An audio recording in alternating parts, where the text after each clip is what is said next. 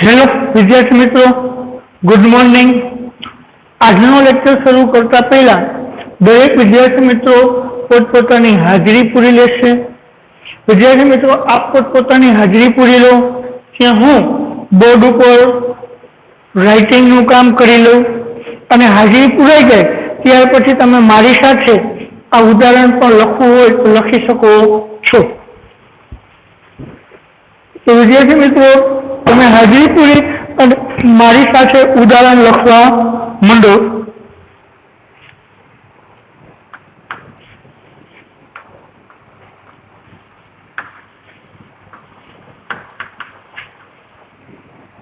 No sooner did the last bell go then the supervisor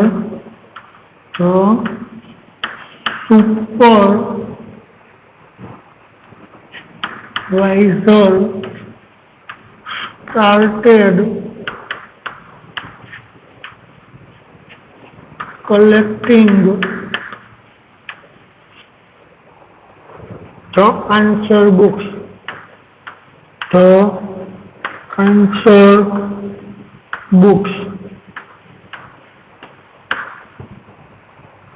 ત્યાર પછી બીજું, I am too dull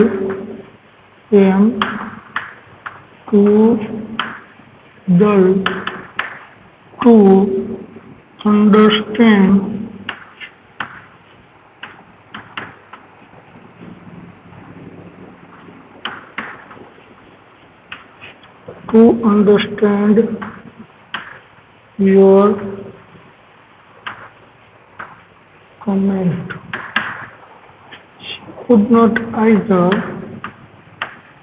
She could not either buy or borrow.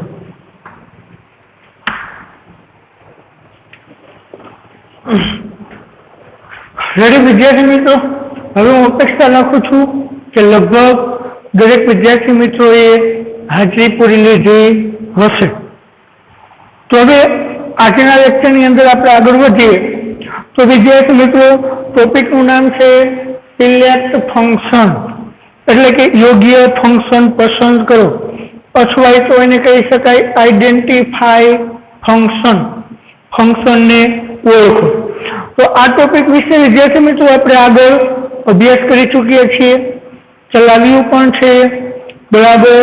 તો દિવાળી પહેલા topic આપણે પૂર્ણ કર્યું છે, પણ હવે નવું ટોપિક શરૂ કરતા પહેલા એક વખત ફરી પાછો આજનો દિવસનો એક લેક્ચર માટે આપણે આઈડેન્ટિફાઈ ફંક્શનની પ્રેક્ટિસ કરી લઈએ। એટલે આ ટોપિકમાં હવે શીખવવા જેવું કંઈ છે નહીં, કારણ કે આપણે તમને શીખવી દીધું છે, તમે સમજી પણ ગયા છો, અપેક્ષા રાખું છું આવડતું પણ હશે, પણ માત્ર એક રિવિઝનના હેતુથી આજનું આ લેક્ચર આ ટોપિક માટે આપણે લીધો છે, બરાબર। તો આ બધા વિદ્યાર્થી મિત્રો ખાસ ધ્યાન રાખજો। તો માત્ર રિવિઝનના હેતુથી જ આપણે આ ટોપિકનો ઉપયોગ કર્યો છે।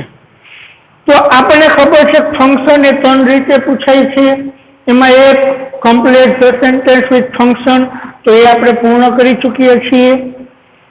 બીજું તો કે આ આઈડેન્ટિફાઈ અથવા સિલેક્ટ ધ ફંક્શન, જે પણ આપણે પૂર્ણ કરી ચૂક્યા છીએ, આજે એનું રિવિઝન કરીએ છીએ।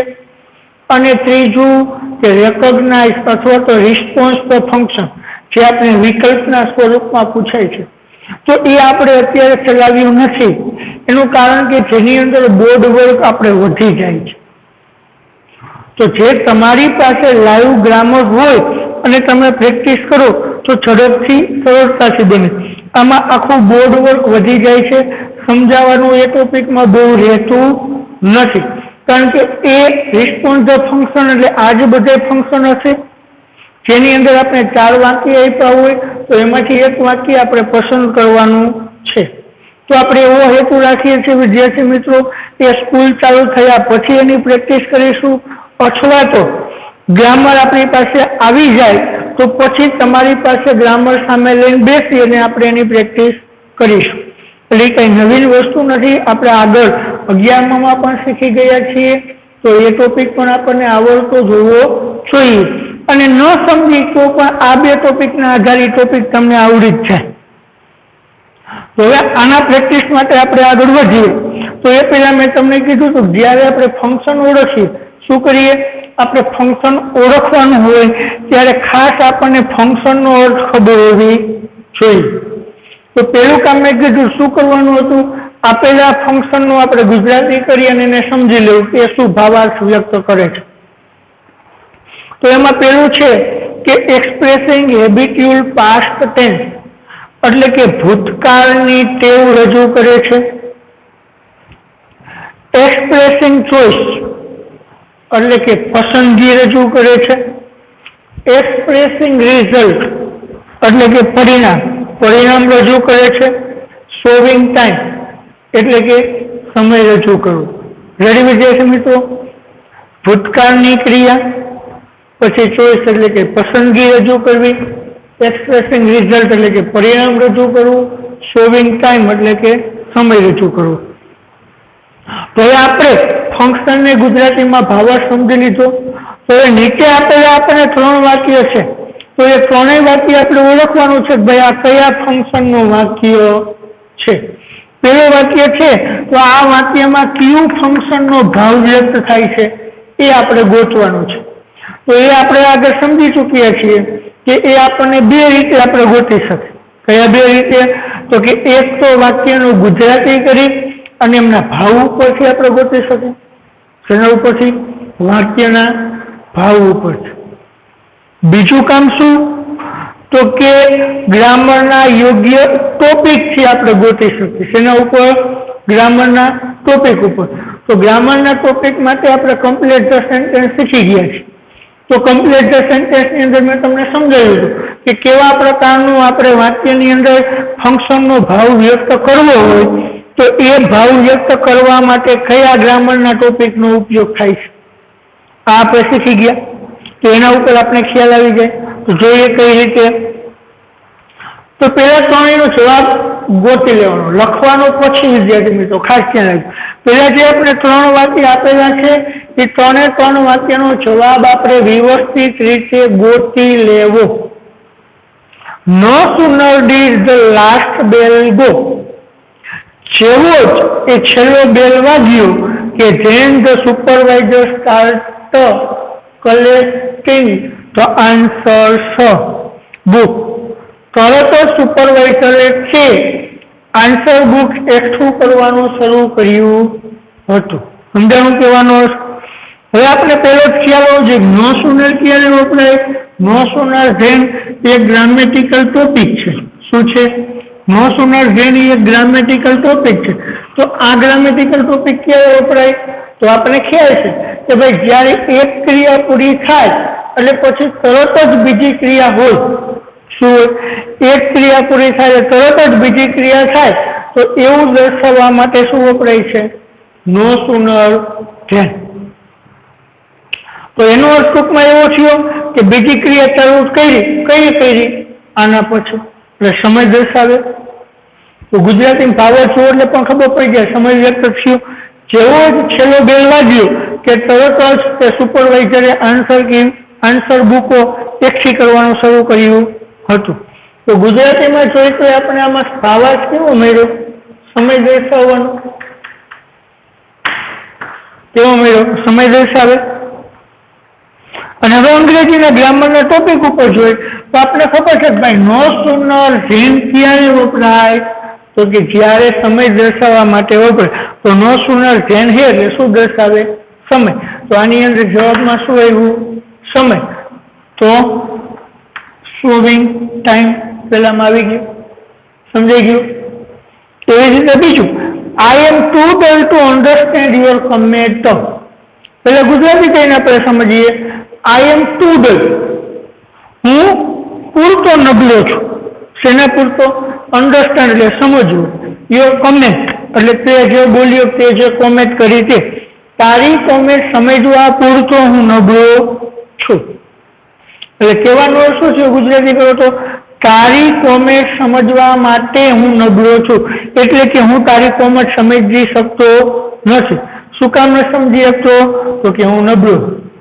હું કેવો છું? નબળો. તો નબળો હું એનું પરિણામ શું આવ્યું? કોમેન્ટ સમજી શકતો નથી. તો શું વ્યક્ત કર્યું ગુજરાતીના ભાવાર્થ ઉપર? પરિણામ. શું વ્યક્ત કર્યું વિદ્યાર્થી મિત્રો? પરિણામ. તો પરિણામ એટલે શું આવ્યું? રિઝલ્ટ આપ્યું છે. હવે આપણે ગ્રામરના ટોપિક ઉપર જોઈએ તો આપણે ખ્યાલ આવે કે 2+2 થી વાક્ય બનાવેલું છે.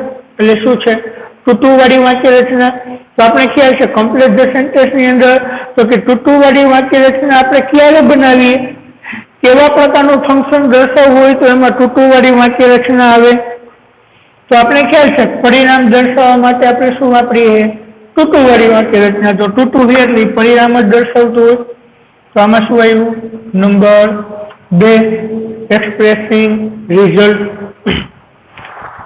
એવી રીતે બીજું આપણે જોઈએ, she could not either buy or borrow. She could not buy તેણી ખરીદશે નહીં, ઓર બોર કે ઉછીનું પણ લેશે નહીં. હવે શું કીધું? તેણી ખરીદશે નહીં અને ઉછીનું પણ લેશે નહીં. એટલે બે માંથી એક નહીં, ખરીદી નહીં કરે અને બીજા પાસેથી ઉછીનું લેશે નહીં. એટલે પસંદગી છે. ગ્રામેટિકલ રીતે જો તો શું વપરાયું? આઈધર ઓર. શું વાપર્યું? આઈધર ઓર. તો આઈધર ઓર છે એ વિદ્યાર્થી મિત્રો ક્યારે વપરાય? આપણે ખબર છે પસંદગી દર્શાવવા માટે. તો આમાં શું આવશે? ચોઈસ. મળી ગયો આપણે જવાબ વિદ્યાર્થી મિત્રો. તો હવે આપણે ખ્યાલ છે જવાબ આનો લખવાનો કેવી રીતે? ડાયરેક્ટ જવાબ વિદ્યાર્થી મિત્રો આપણે લખવાનો નથી. ડાયરેક્ટ જવાબ આનો માન્ય રહેશે નહીં. ખાસ વસ્તુને ધ્યાન રાખજો. વાક્ય લખી અને જવાબ લખવાનો છે. સીધો જવાબ લખશો તો બોર્ડમાં માન્ય રહેશે નહીં. પેલા વાક્ય લખી નાખવાનું. નો sooner did the last bell go then the supervisor started collecting the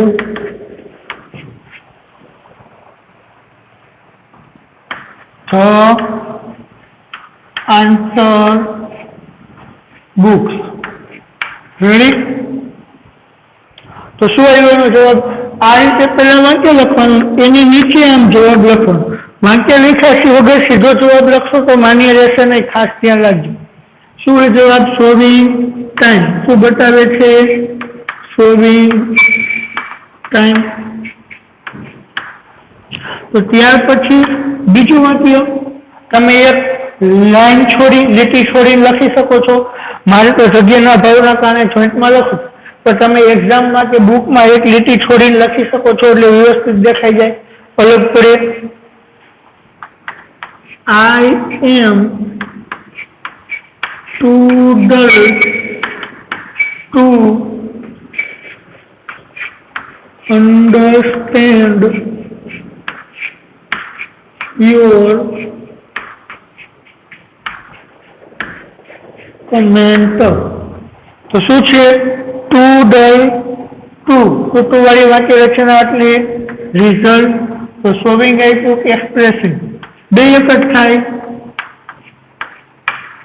વિદ્યાર્થી મિત્રો શોવિંગ આપ્યું હોય, ડિસ્ક્રાઇબિંગ આપ્યું હોય, એક્સપ્રેસિંગ આપ્યું હોય, બે એક જ વસ્તુ થાય. ત્યાર પછી she could not either. She could not either buy or borrow. તેણે ખરીદશે નહીં કે ઉછીનું લેશે નહીં. આઈધર ઓર એટલે પસંદગી. તો શું થયું? એક્સપ્રેસિંગ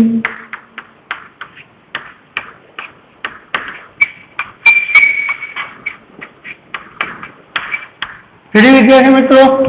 તો ચાલો ઝડપથી આને આપણી નોટની અંદર ઉતારી લેશો. દરેક વિદ્યાર્થી મિત્રો ઝડપથી પોતપોતાની નોટબુકમાં ઉતારી લેશે.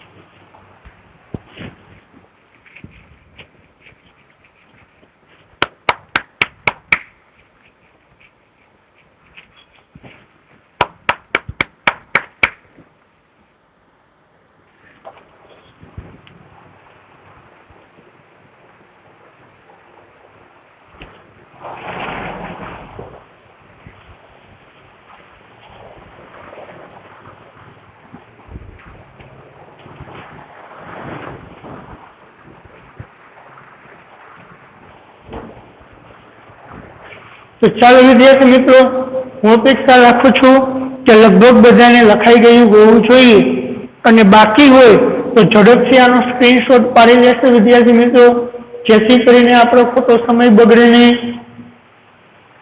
વિદ્યાર્થી મિત્રો સ્ક્રીનશોટ પાડી લેશો. સ્ક્રીનશોટ પાડવા માટે હું સમય આપું છું.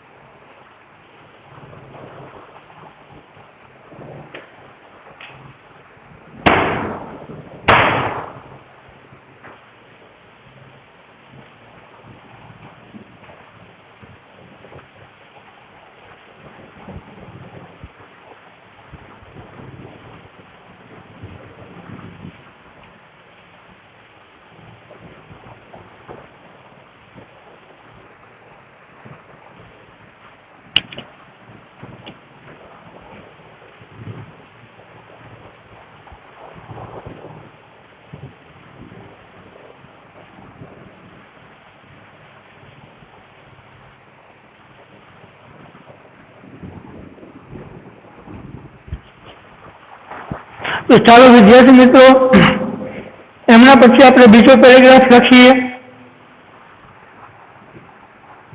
તો મારી સાથે વિદ્યાર્થી મિત્રો તમે પણ લખી શકો છો.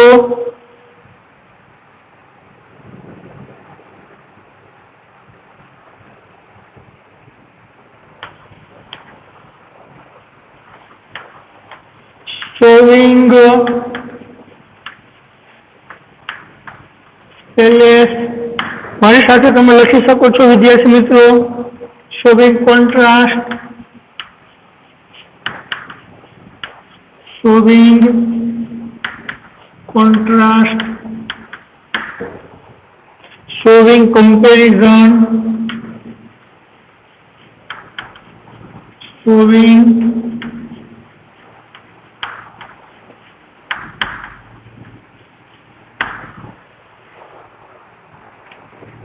and expressing purpose.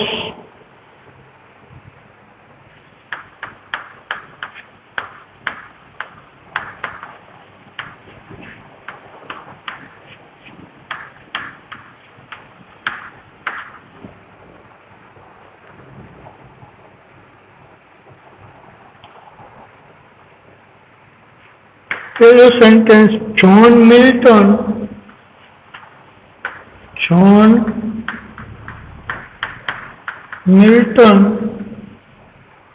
was one of the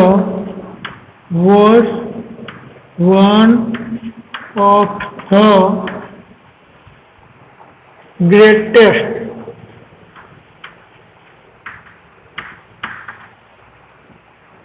epic poets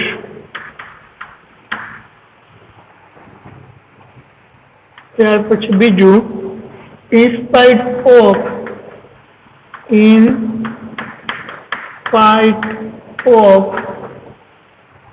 his being strong,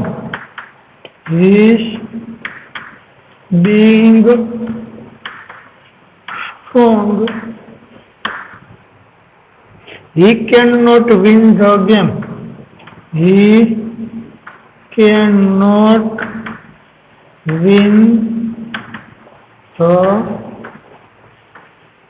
game.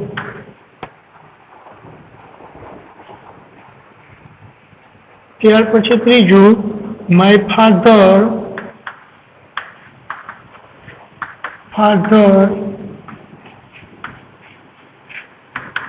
went to Mumbai with a view to meeting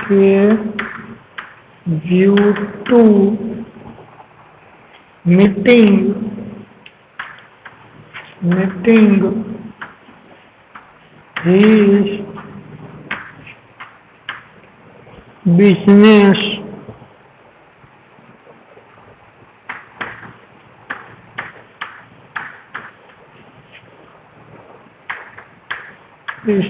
partner.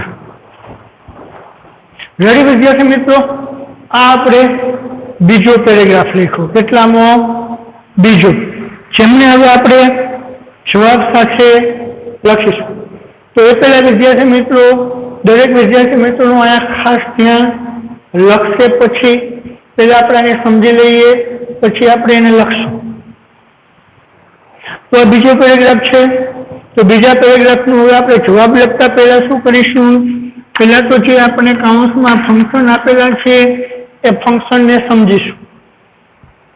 તો શોવિંગ પેલેસ એટલે કે સ્થળ દર્શાવવું. શોવિંગ કોન્ટ્રાસ્ટ એટલે વિરોધાભાસ દર્શાવવો. શોવિંગ કમ્પેરિઝન એટલે કે સરખામણી કરવી. એક્સપ્રેસિંગ પર્પસ એટલે કે હેતુ દર્શાવવો. રેડી? શું થયું? પેલેસ સ્થળ દર્શાવવું, કોન્ટ્રાસ્ટ વિરોધાભાસ દર્શાવવો, કમ્પેરિઝન સરખામણી દર્શાવવી, અને પર્પસ એટલે કે હેતુ દર્શાવવું. તો વિદ્યાર્થી મિત્રો, આપણે ઓપ્શન સમજી લીધા, ફંક્શન. હવે વાક્ય તરફ જઈએ. તો એ ફંક્શન ઓળખવા માટે આપણે ખબર બે રીત. એક તો કે આપણે ગુજરાતી કરીને પણ ઓળખી શકીએ, અને બીજી રીત કે જે આપણે યોગ્ય ગ્રામરના ટોપિકથી પણ ઓળખી શકીએ. તો ચાલો આપણે જોઈએ. પહેલું વાક્ય શું કહે? John Milton was one of the greatest epic poets. John Milton was એટલે હતો, one of the એટલે એક, greatest એટલે મહાન, epic poets એટલે epic લેખકોમાંનો. શું થયું? જ્હોન મિલ્ટન એ epic લેખકોમાંનો એક મહાન લેખક હતો. હવે અહીંયા શું કર્યું? ઘણા બધા ઇપિક લેખકો હતા. શું હતું? ઇપિક લેખકો તો ઘણા બધા હતા, પણ એમાંનો સૌથી ગ્રેટ હોય ને તો આ કોણ? મિલ્ટન હતો. એટલે શું થયું? ઘણા બધા સાથે મિલ્ટનની સરખામણી કરી. બીજા બધા કરતા આ કેવો થયો? ચડિયાતો થયો. સરખામણી કરી એટલે શું આવ્યું? એમનો આપણે ખબર પડી ગઈ. શું આવ્યું? કમ્પેરિઝન એટલે સરખામણી. સમજાઈ ગયું? આ ભાવાર્થ ઉપર. પછી નંબર 2, ગ્રામરના ટોપિક ઉપર. તો કયો ગ્રામરનો ટોપિક એટલો છે? ધ પ્લસ વિશેષણની ઈએસટી લાગ્યું. તો વિશેષણને ઈએસટી લાગ્યું એટલે કેવું ગ્રામરનો ટોપિક થઈ? સુપરલેટિવ ડિગ્રી થઈ. કઈ થઈ?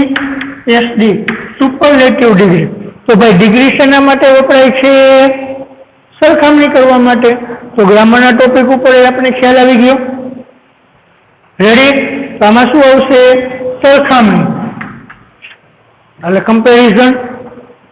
ત્યાર પછી બીજું in spite of his being strong, તે મજબૂત હોવા છતાં પણ he cannot win the game, તે રમત જીતી શક્યો નહીં. એ કેવો હતો? મજબૂત, શક્તિશાળી. તો મજબૂત અને શક્તિશાળી હોય તો એ શું હોવો જોઈએ? રમત જીતવો જોઈએ, પણ જીતો નહીં. તો પેલી વાસ્તવિકતાને આધારે બીજી ક્રિયા થઈ નહીં. તો શું થયું? વિરોધાભાસ. મજબૂત હતો છતાં એ રમત ગેમ જીતી શક્યો નહીં. એટલે ગુજરાતીમાં શું ભાવ થયો? વિરોધાભાસ. તો વિરોધાભાસ એટલે કોન્ટ્રાસ્ટ. અને ગ્રામરનું ટોપિક એટલે ઇન્સ્પાઇટ પણ શેના માટે વપરાય? વિરોધાભાસ માટે. તો આ ઇન્સ્પાઇટ ઉપર છે ને આપણે ખબર પડી જાય. તો આમાં શું આવ્યું? 2. પછી ત્રીજું, my father went to Mumbai, મારા પિતા એ મુંબઈ ગયા હતા with view two meeting his partner, business partner, તેમના બિઝનેસ પાર્ટનરની સાથે મુલાકાત લેવા માટે મુંબઈ ગયા હતા. તો જવાનો શું હતો હેતુ? એનો બિઝનેસ પાર્ટનર એ મીટિંગ કરવા. તો હેતુ આવ્યો. તો હેતુ એટલે પર્પસ. ગ્રામરનો ટોપિક એટલે વિથ વ્યુ ટુ. તો આપણે ખબર છે વિથ વ્યુ ટુ શેના માટે વપરાય? હેતુ દર્શાવવા માટે. તો આ જવાબ મળી ગયો. રેડી વિદ્યાર્થી મિત્રો, આપણે જવાબ મળી ગયા. તો હવે એના જવાબ આપણે લખી નાખીએ. તો જવાબમાં પેલું વાક્ય લખશું આપણે, John Milton was one of the greatest epic poets. Ready? તો એનામાં શું આવ્યું જવાબ? showing comparison. તો showing comparison. ત્યાર પછી બીજું શું છે? in spite of his being, in spite of his being strong, he cannot win the game. તો શું છે એના જવાબમાં? ઇન્સ્પાઇટ ઓફ એટલે વિરોધાભાસ. તો showing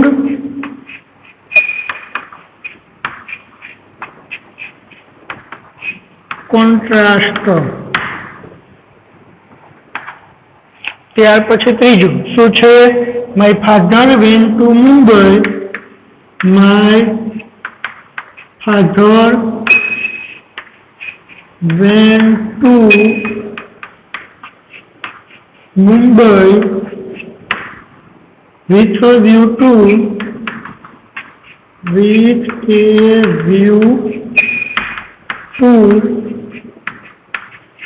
meeting his business partner. તો શું આવે એમાં જવાબમાં? expressing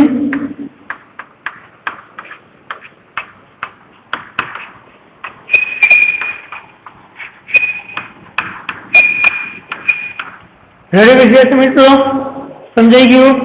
તો આપણે અહીં આ ટોપિકને આજે પૂર્ણ કરીશું. ફરી પાછા નવા લેક્ચરની અંદર નવા ટોપિક સાથે મળીશું.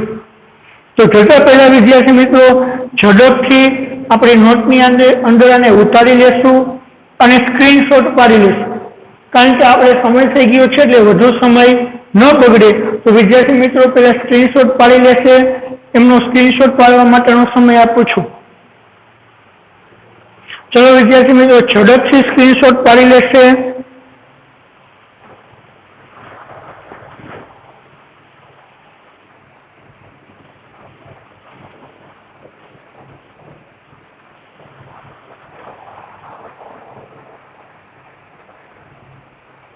રેડી. તો અપેક્ષા રાખું છું કે લગભગ વિદ્યાર્થી મિત્રોએ સ્ક્રીનશોટ પાડી લીધો હશે અને જતા પહેલા આપણી નોટની અંદર આને ઉતારી લેશો, પછી પોતપોતાની જગ્યા છોડશો.